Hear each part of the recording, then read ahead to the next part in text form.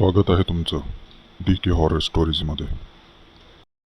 आजच्या कथेचे नाव आहे 201 दर्शिका निवास. ते घर पहिल्यांदा पाहून दिनेश खूप आनंदी झाला होता. त्याला पाहिजे होते अगदी तसेच ते घर होते. दिनेश आणि प्रॉपर्टी एजंट कैलास त्या दुमजली घरासमोर उभे होते. खरंच खूप छान घर आहे. फक्त एकदा माझ्या बायकोला घर दाखवतो, मग पुढचे सोपस्कार करू, दिनेशने सांगितले. हो साहेब, वहिनींनासुद्धा घर दाखवा. आलात की फोन करा, मी चावी घेऊन येईन, कैलास म्हणाला. दिनेश तेथून निघून गेला आणि कैलासने घराला टाळा लावला. दिनेश महाजन एका खाजगी कंपनीत मॅनेजर म्हणून कामाला होता. नुकतीच त्याला बढती मिळाली होती. घरी तो, त्याची बायको निर्मला आणि 5 वर्षांची मुलगी रिया राहत होते. दिनेशला एक छोटा भाऊसुद्धा होता. त्याचे नाव अभय होते. तो पुण्यातील एका हॉस्टेलवर राहत होता. अधूनमधून अभय तिघांना भेटायला येत असे. दिनेश संध्याकाळी घरी आला. निर्मलाला त्याने घराबद्दल सांगितले. निर्मला, आजच एक घर बघून आलो आहे. इथून अर्ध्या पाऊण तासावर आहे, पण घर खूपच सुंदर आहे. उद्या जाऊन पाहूया का आपण, दिनेश म्हणाला. ठीक आहे, तुम्हाला आवडलं असेल तर नक्की पाहूया, निर्मला म्हणाली. दुसऱ्या दिवशी दिनेश निर्मला आणि रियाला घेऊन घर बघायला गेला. एजंट कैलास आधीच तिथे पोहोचला होता. आजूबाजूलाही बंगलीवजा घरं होती. तिथला परिसर अतिशय शांत होता. आजूबाजूला भरपूर झाडं होती. निर्मलाला तो परिसर फारच आवडला. काही वेळातच तिघेही त्या बंगल्याजवळ आले. समोरच घराच्या दरवाजावर पहिल्या मजल्यावर घराचे मोठे नाव दिसत होते, 201 दर्शिका निवास. तिघेही घरात आले. समोर प्रशस्त असा दिवाणखाना होता. दिवाणखान्याला लागून समोर स्वयंपाकघर होते. उजव्या बाजूला 2 खोल्या होत्या. त्यातल्या एका खोलीच्या बाजूने वरती जाण्यास जिना होता. जिन्याच्या वर आणखीन 2 खोल्या होत्या. दोन्ही खोल्यांना बाल्कनी होत्या. वरती टेरेस होते. टेरेसवर एक जुना पण मजबूत असा झोपाळा होता. रिया तो झोपाळा पाहून पळत गेली आणि त्यावर बसून झोके घेऊ लागली. दिनेश, मला तर हे घर खूपच आवडलं, निर्मला म्हणाली. आवडलं ना? मलाही खूप आवडलं. ठीक आहे, तर मग घर फायनल करून टाकूया, दिनेश म्हणाला. सर, तुम्ही म्हणत असाल तर घरमालकांना फोन लावतो आत्ताच. ते अमेरिकेत स्थायिक आहेत. सविस्तर बोलणी होतीलच, एजंट कैलास म्हणाला. आज नको, मला ऑफिसला जायचं आहे. उद्या सकाळी चालेल का, दिनेशने विचारले. हो हो चालेल ना, येताना फोन करा. आणखीन थोडा वेळ थांबून तिघेही तेथून निघून गेले. दुसऱ्या दिवशी दिनेश एजंट कैलासला भेटला.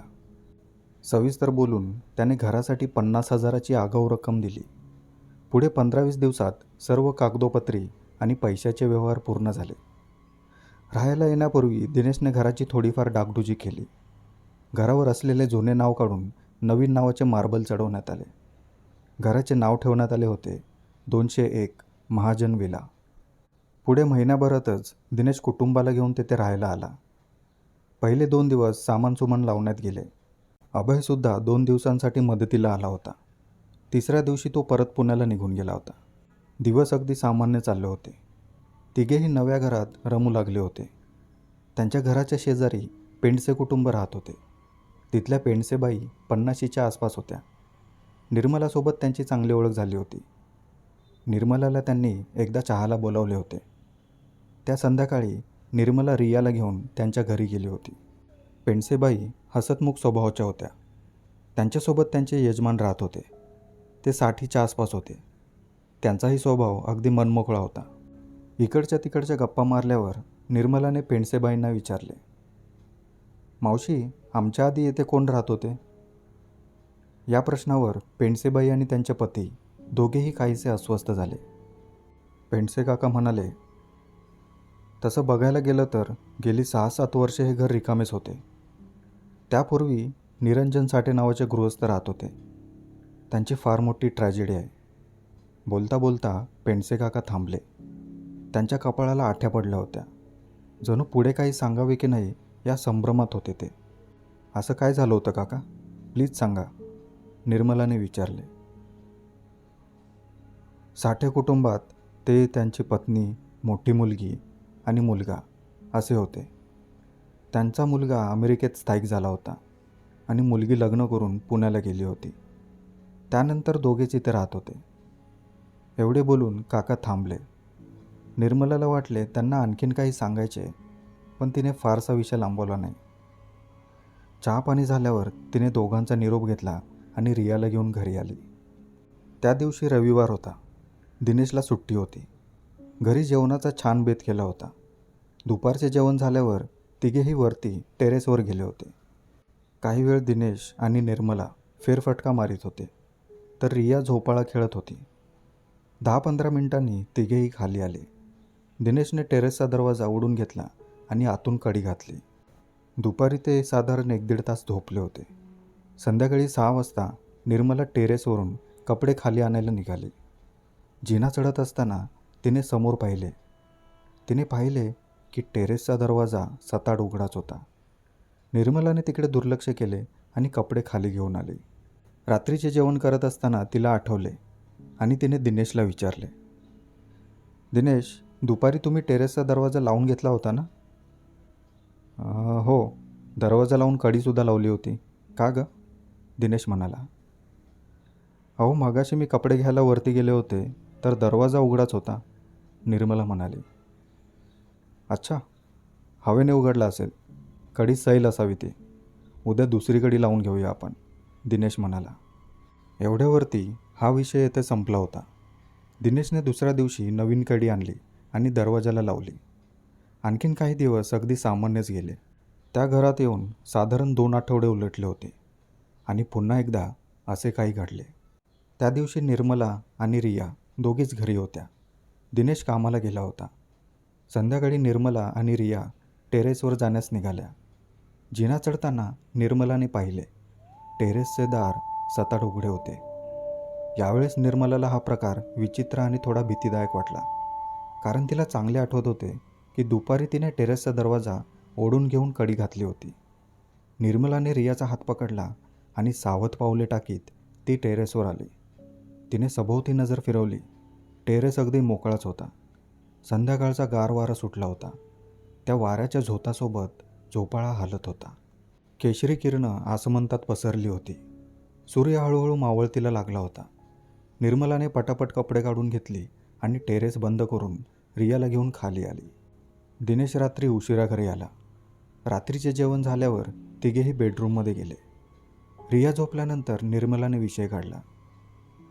दिनेश, तुम्हाला काही सांगायचं आहे, निर्मला म्हणाले.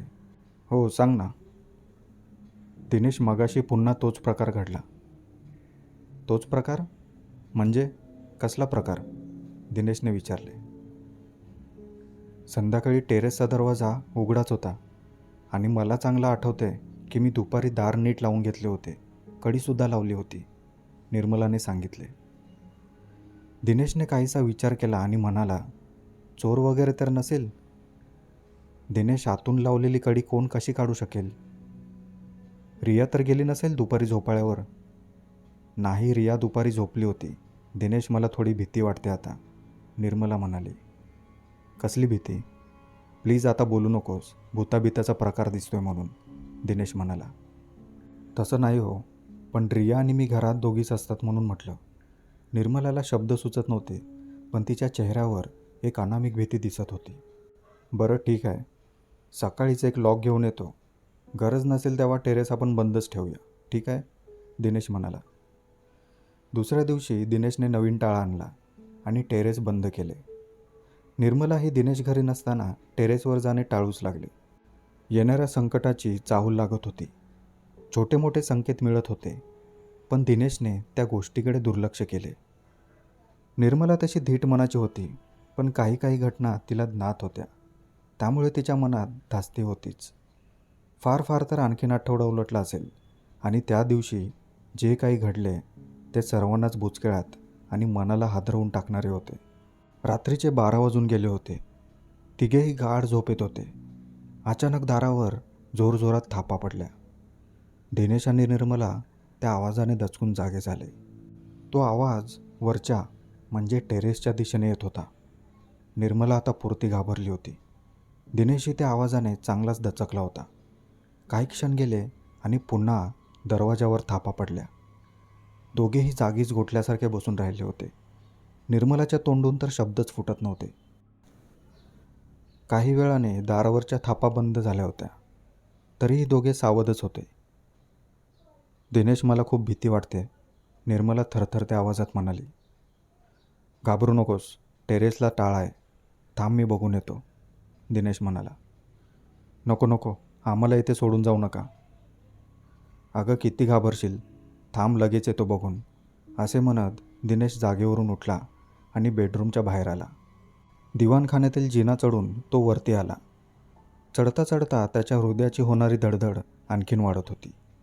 एक वळसा मारून तो टेरेसच्या जिन्यासमोर आला आणि समोर पाहून त्याच्या पायाखालची जमीनच सरकली.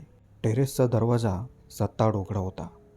कडीला लावलेला टाळा 2 पायऱ्या खाली पडला होता. दिनेश डोळे विस्फारून समोर पाहत होता. काय करावे क्षणभर काहीच सुचले नाही. त्याने स्वतःला कसेबसे सावरले आणि तो सावकाश जिना चढून वरती आला. मोडलेला टाळा उचलण्यासाठी तो खाली वाकला आणि त्याला आवाज आला. झोपाळ्याचा कर्र कर्र असा संथ आवाज येत होता. त्याने समोर पाहिले. टेरेसवरील एका बाजूच्या कठड्यावर झोपाळ्याची सावली दिसत होती. त्या झोपाळ्यावर कोणीतरी बसले होते. दिनेश सावध झाला. हृदयाची धडधड वाढत होती. झटक्यात तो 2 पायऱ्या चढून टेरेसवरती आला. त्याने झोपाळ्याकडे पाहिले, पण तेथे आता कोणीच नव्हते. दिनेश माघारी फिरला. त्याने दार ओढून घेतले आणि कडी लावून घेतली. कडी लावताना प्रथमच तो आपल्या हातांची होणारी थरथर पाहत होता. दुसरा दिवस तणावातच सुरू झाला. निर्मलाला ताप भरला होता. दिनेशने त्या दिवशी सुट्टी घेतली. रात्री टेरेसवर घडलेला प्रकार तुर्तास तरी दिनेशने निर्मलाला सांगितला नव्हता. तो स्वतःच अजून त्या घटनेचे नीटसे विश्लेषण करू शकला नव्हता. जे घडले होते ते खरे होते की आपल्याला झालेला भास होता, या संभ्रमात त्याचे मन अडकले होते. पण त्याच्या चेहऱ्यावरील चिंता आणि भीतीचे भाव निर्मलाने हेरले होते. सकाळी दोघेही डॉक्टरकडे जाऊन आले. दुपारचे जेवण करता करता निर्मलाने विषय काढला. दिनेश, असं गप्प बसून नाही चालणार. मला माहीत आहे, कालच्या प्रकारानंतर तुम्ही अस्वस्थ दिसत आहात, निर्मला म्हणाली. निर्मला, तसं काही नाही. काल मी टेरेसवर जाऊन बघितले. दरवाजा वाऱ्यामुळे थडथडत होता. काही काळजी करू नकोस, सर्व काही ठीक आहे. दिनेशने एवढ्यातच तो विषय संपवला.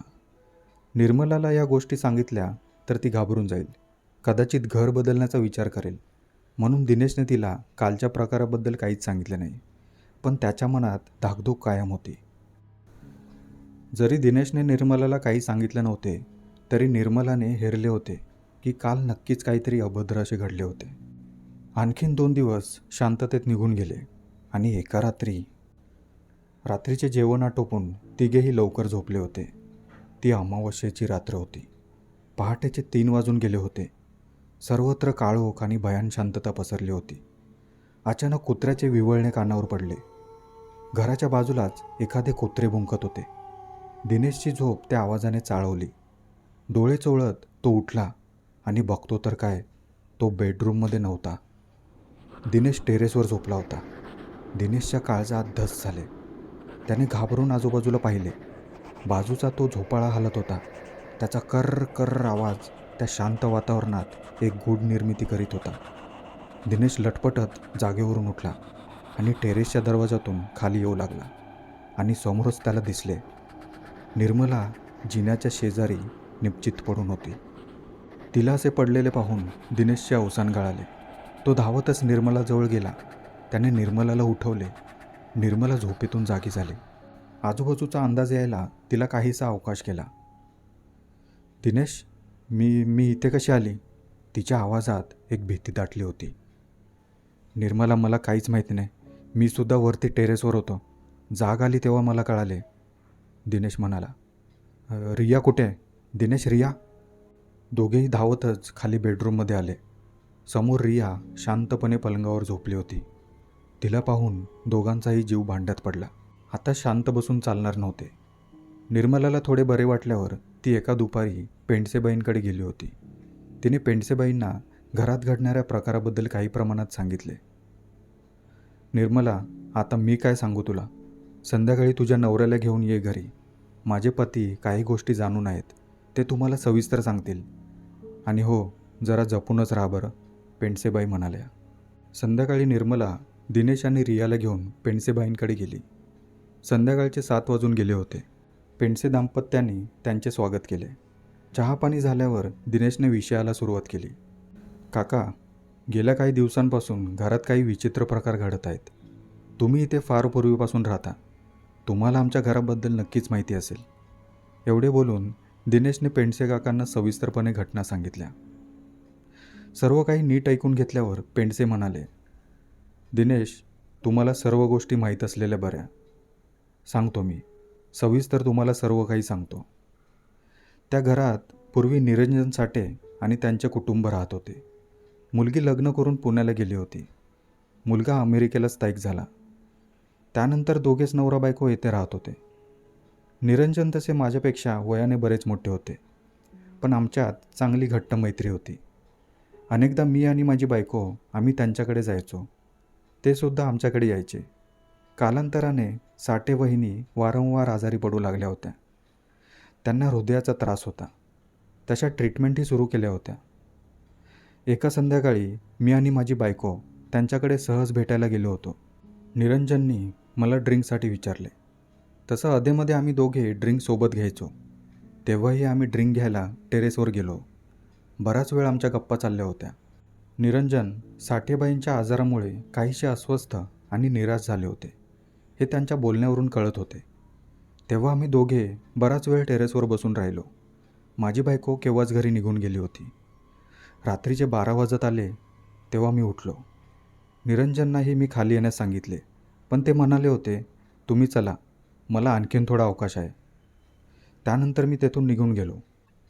एवढे बोलून पेंडसे काका काहीसे अस्वस्थ झाले आणि शांत बसले. पुढे काय झालं काका? दिनेशने विचारले. सांगतो, घसा साफ करीत पेंडसे काका पुढे म्हणाले.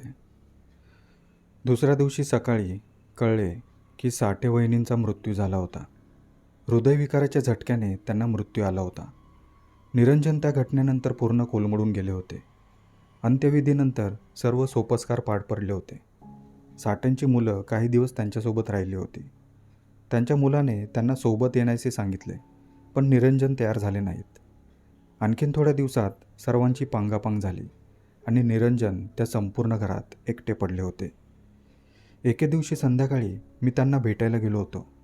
नेहमीप्रमाणे ते त्यांच्या टेरेसवर ड्रिंक करीत बसले होते.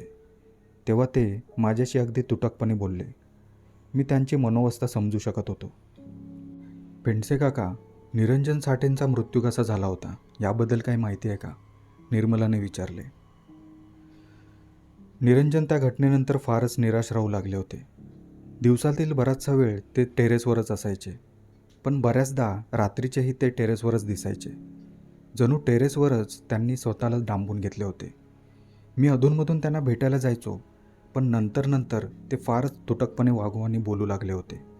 मी त्यांच्या भावना समजू शकत होतो, पण काय करावे काही सुचत नव्हते. आणि एके दिवशी निरंजन साठेंचाही मृत्यू हृदयविकाराच्या झटक्याने आला होता आणि शेवटच्या क्षणीही ते टेरेसवरच होते. पेंडसे काकांनी सर्व हकीकत कथन केली होती. काका, त्यानंतर तुम्हाला त्या टेरेसवर किंवा घराच्या आजूबाजूला काही विचित्र असे दिसले होते का? दिनेशने विचारले. नाही, विचित्र असा काहीच प्रकार मला दिसला नाही. पण हो, त्यानंतर साधारण वर्षभरात एक जोडपे तेथे भाड्याने राहायला आले होते. पण का कुणास ठाऊक, महिन्याच्या आतच अचानक एके दिवशी त्या घरातून ते निघून गेले. त्या जोडप्याशी आमचा काही खास संवाद झाला नाही, त्यामुळे त्यांच्याबद्दल फार काही माहिती नाही. पण हो, तुम्ही आता जो प्रकार सांगितला त्यावरून मला नक्की वाटते की निरंजन साठेंचा जीव या वास्तूत अडकला असावा.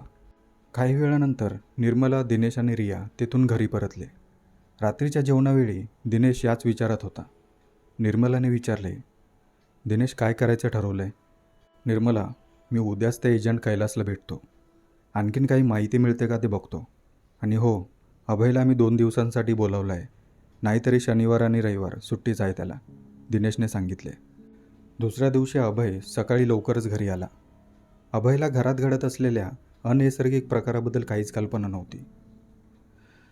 दिनेशला 2 दिवस सुट्टीच होती.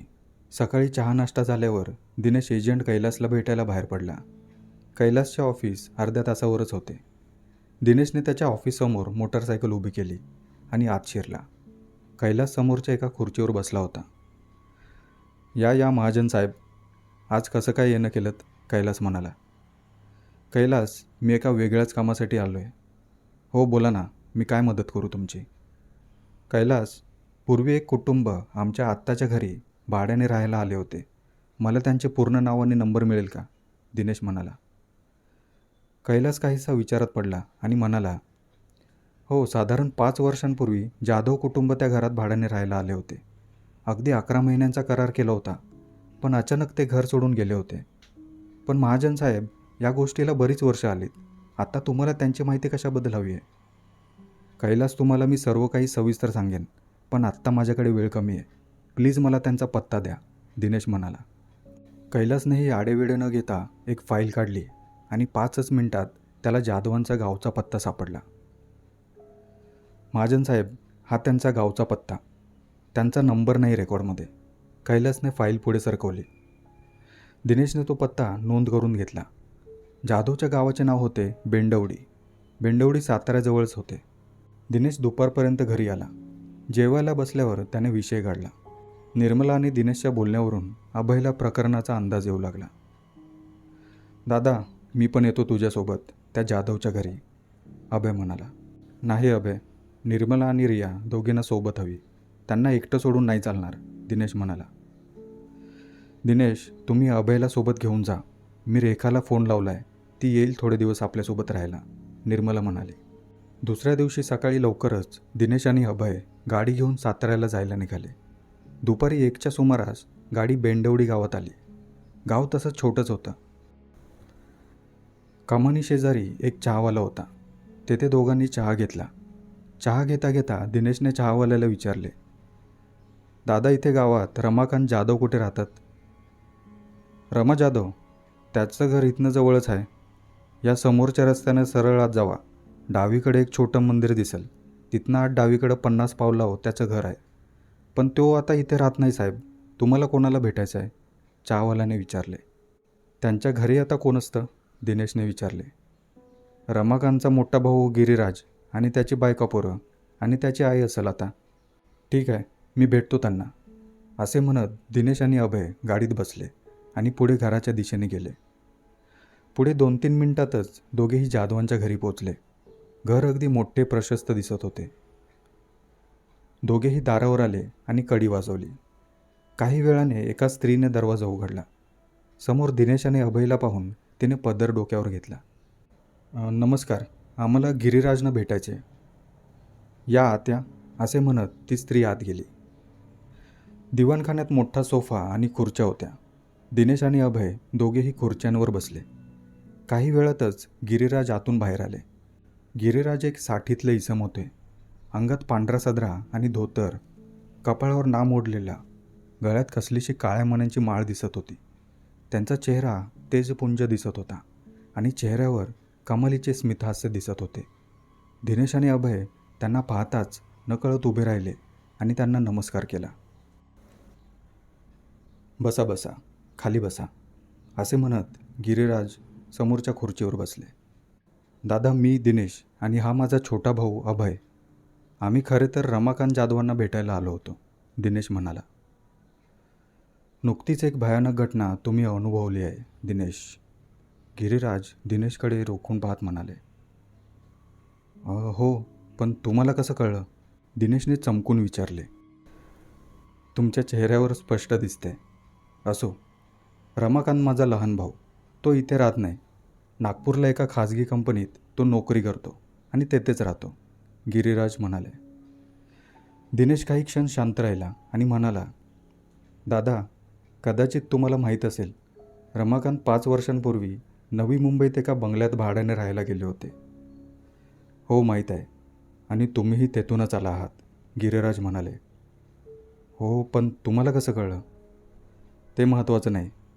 5 वर्षांपूर्वी रमाकांत जेव्हा त्या घरी राहायला गेला होता, तेव्हा त्याला तेथे काही विचित्र आणि भयानक अनुभव आले होते. रमाकांत ते घर सोडून परत इकडे आला होता, पण काही दिवसांनी त्याला नागपुरात नोकरी मिळाली आणि तो येथून निघून गेला, गिरीराजने सांगितले. जरा पुढे या दिनेश, गिरीराज म्हणाले. दिनेश त्यांच्यासमोर जाऊन उभा राहिला. गिरीराजने दिनेशचा उजवा तळहात आपल्या हातावर घेतला आणि डाव्या हाताने हलका दाब देत त्यांनी डोळे मिटून घेतले. त्यांचा चेहरा अगदी निर्विकार दिसत होता. काही क्षण गेल्यावर त्यांनी डोळे उघडले आणि दिनेशला जागेवर बसायला सांगितले. दिनेश, वाईट शक्तींचा स्पर्श तुम्हाला आणि तुमच्या कुटुंबाला झाला आहे. त्या घरात अमंगल शक्तींचा वास आहे, गिरीराज म्हणाले. दादा, मी ते घर विकत घेतले. मला मदत करा प्लीज, दिनेश हात जोडत म्हणाला.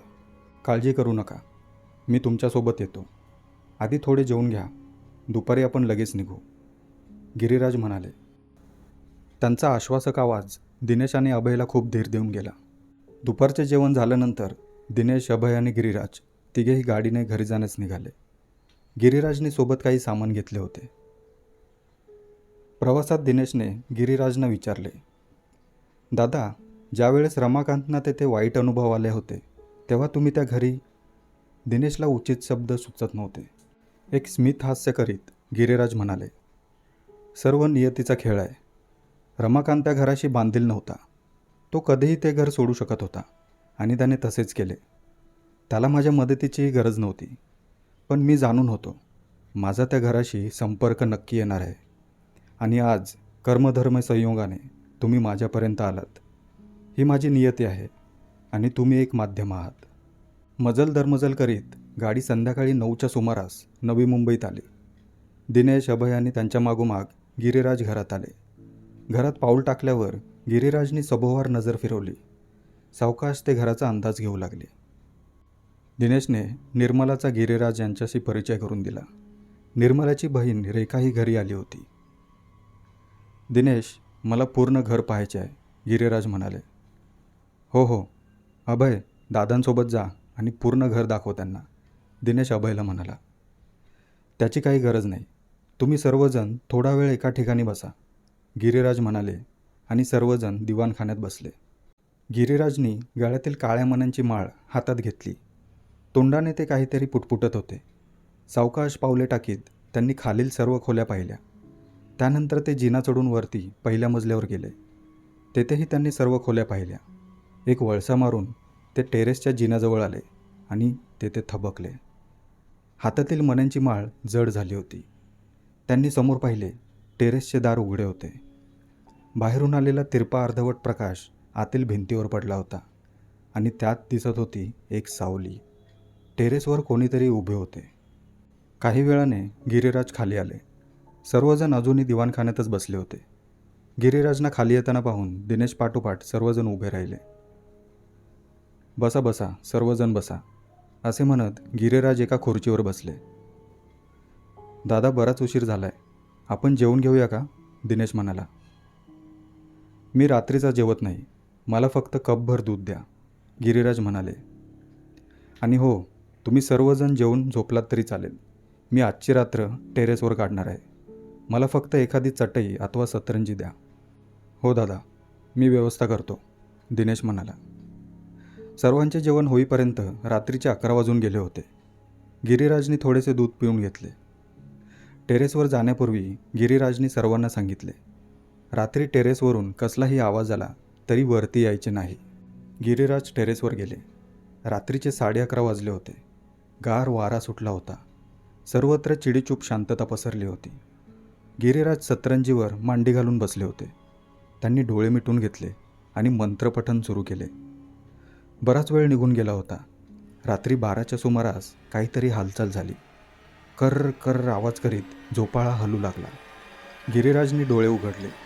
त्यांच्यासमोर एक वृद्ध इसम बसला होता. त्याचा चेहरा भावनाशून्य दिसत होता. शरीराभोवती धुरांच्या वलयाप्रमाणे काहीतरी हलत होते. गिरीराज त्या वृद्ध व्यक्तीकडे निर्विकार चेहऱ्याने पाहत होते. तोंडाने मंत्रपठण सुरूच होते. खाली घरात सर्वांच्या मनात धाकधूक होती. झोपायचा प्रयत्न करीत होते, पण कोणालाही झोप लागत नव्हती.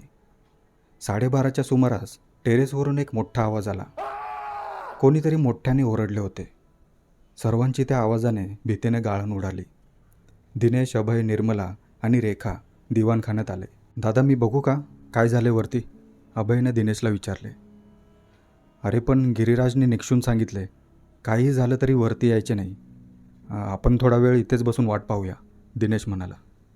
रेखा तू आत जा आणि रियाकडे लक्ष दे. निर्मलाने रेखाला सांगितले तशी ती आत गेली. काही वेळानंतर गिरिराज टेरेसवरून खाली दिवाणखान्यात आले. ते खाली आल्यावर सर्वजण उठले. तुम्ही ठीक आहात ना, दिनेशने विचारले. हो, मी अगदी ठीक आहे, काळजी नसावी, असे म्हणत गिरिराज खुर्चीवर बसले. तसे सर्वजण खाली बसले आणि त्यांच्याकडे पाहू लागले. मला माहीत आहे तुम्हाला उत्सुकता लागून राहिली आहे की वरती काय घडलं.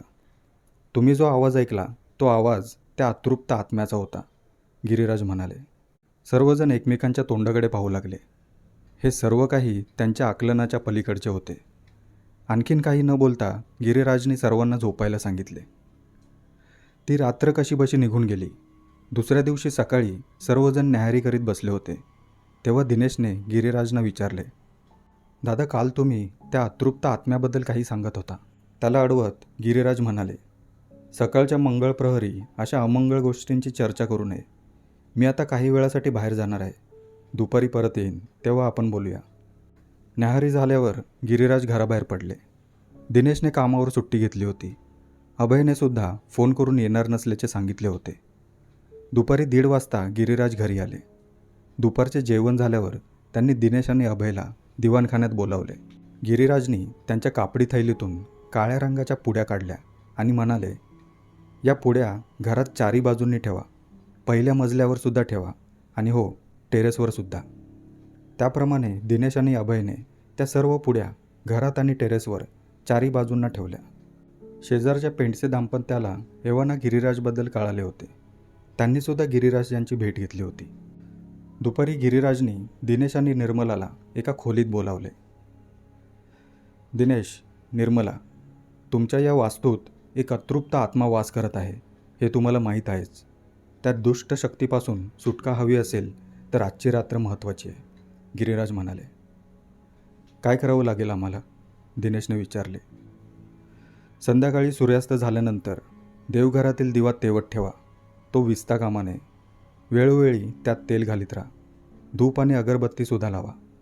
रात्री 12 नंतर मी माझं काम सुरू करेन. माणसाची खंत ही कधीकधी त्याच्या आयुष्यापेक्षा मोठी होते. इतकी मोठी की त्यासमोर माणूस स्वतःलाही विसरून जातो, स्वतःला दोषी मानतो आणि स्वतःला शिक्षा करतो. असाच काहीसा प्रकार इथे सुद्धा घडला होता, गिरिराज म्हणाले. म्हणजे नेमकं काय काय घडलं होतं दादा, दिनेशने विचारले. सांगेन, सर्व काही सविस्तर सांगेन, पण आज आपल्याला यश मिळाल्यानंतर सांगेन, गिरिराज म्हणाले. संध्याकाळ झाली होती. सांगितल्याप्रमाणे देवघरातील दिवा पेटला होता. धूप अगरबत्त्या पेटल्या होत्या. संपूर्ण घरात निर्माण झालेले मलूल वातावरण काही अंशी निवळले होते. गिरिराजनी टेरेसजवळील जिन्याखाली एक चौकोन आखला होता आणि तसाच चौकोन त्यांनी टेरेसच्या दरवाजाजवळ आखला. रात्रीचे 12 वाजून गेले. अचानक वाऱ्याचा एक झोत आला आणि त्या झोतासोबत टेरेसवरील झोपाळा हलू लागला. गिरिराजनी काळ्या मण्यांची माळ हातात घेतली आणि मंत्रपठण सुरू केले. हळूहळू वातावरणात बदल होऊ लागला. टेरेसवर एक आकृती प्रकट झाली. ती काहीशी पारदर्शक होती. ती आकृती टेरेसच्या दरवाजाजवळ गेली आणि तेथेच उभी राहून आत बघू लागली. गिरिराज पुढे गेले आणि म्हणाले, निरंजन, आयुष्यभर तुम्ही मनात खंत बाळगून राहिलात की तुमच्यामुळे तुमची पत्नी गेली. पण तसे नाही. तुमचा काही दोष नव्हता. तुमची पत्नी तुमची वाट पाहते आहे. या जगापलीकडे एक सुंदर जग आहे. तेथे तुमची पत्नी तुमची वाट पाहते. ते बघा. असे म्हणत गिरिराजने खाली आखलेल्या चौकोनाकडे बोट केले. तेथेसुद्धा एक पारदर्शक आकृती प्रकट झाली होती. ती आकृती निरंजन साठेंच्या पत्नीची होती. ती निरंजनकडे पाहत होती. निरंजनने तिला पाहिले आणि तत्क्षणी काहीतरी घडले. आखलेले चौकोन एका रेषेवरून एकमेकांजवळ आले आणि दोघांचे पुनर्मिलन झाले. सर्व काही संपले होते. घरातील अमंगल आणि वाईट शक्तींचा प्रभाव संपला होता. गिरिराज दिवाणखान्यात बसले होते. सर्वजण आजूबाजूला बसले होते. दादा, हे सर्व काही अगदी अद्भुत आणि अनाकलनीय होतं. माझा तर अजूनही विश्वास बसत नाही असं काही खरंच घडलं आहे म्हणून, दिनेश म्हणाला. दिनेश, जगात अशा अनेक गोष्टी आहेत ज्या अजून मनुष्याला ज्ञात नाहीत. आपल्याला जे दिसतं, आपण जे ऐकतो, बोलतो, तेच सत्य असं म्हणून आपण मोकळे होतो. पण त्या पलीकडेही काही संवेदना आहेत, भावना आहेत. त्या प्रत्येकालाच प्राप्त होतात असं नाही, पण म्हणून त्यांचे अस्तित्व नाकारता येत नाही, गिरीराज म्हणाले. काही क्षण थांबून गिरीराज पुन्हा बोलू लागले. त्या रात्री जेव्हा ड्रिंक केल्यानंतर पेंडसे तेथून निघून गेले होते, तेव्हा निरंजनने आणखीन एक ड्रिंक घेतली होती आणि दारूच्या नशेत ते टेरेसवरच झोपले होते. पहाटे त्यांना जाग आली होती. ते जिना उतरून खाली येत होते तेव्हा त्यांनी पाहिले होते की साठे वहिनी जिन्याजवळच अस्ताव्यस्त पडल्या होत्या. त्यांनी धावपळ केली, त्यांना घेऊन ते दवाखान्यात गेले, पण तोपर्यंत खूप उशीर झाला होता. साठे वहिनींची प्राणज्योत पहाटेच केव्हा तरी मालवली होती. ही सर्व घटना ऐकताना सर्वांच्या अंगावर शहारे आले होते. निरंजन सर्वस्वी स्वतःला दोषी ठरवून मोकळे झाले होते. त्यांना त्या जिन्यावर त्यांच्या पत्नीचा अस्ताव्यस्त पडलेला मृतदेह नेहमी दिसायचा, म्हणून त्यांनी स्वतःला जणू टेरेसवरच डांबून घेतले होते आणि शेवटी त्यांचा मृत्यूही तेथेच झाला होता. गिरीराजने सर्व हकीकत कथन केली होती. आता यापुढे या वास्तूत आम्हाला काही त्रास तर नाही होणार ना दादा? निर्मलाने विचारले. निश्चितच नाही. निरंजन साठे आणि त्यांची पत्नी आता अनंतात विलीन झाले आहेत. आता काही काळजी करू नका, गिरीराज म्हणाले. त्यानंतर त्या वास्तूत महाजन कुटुंबाला कसलाच त्रास झाला नाही.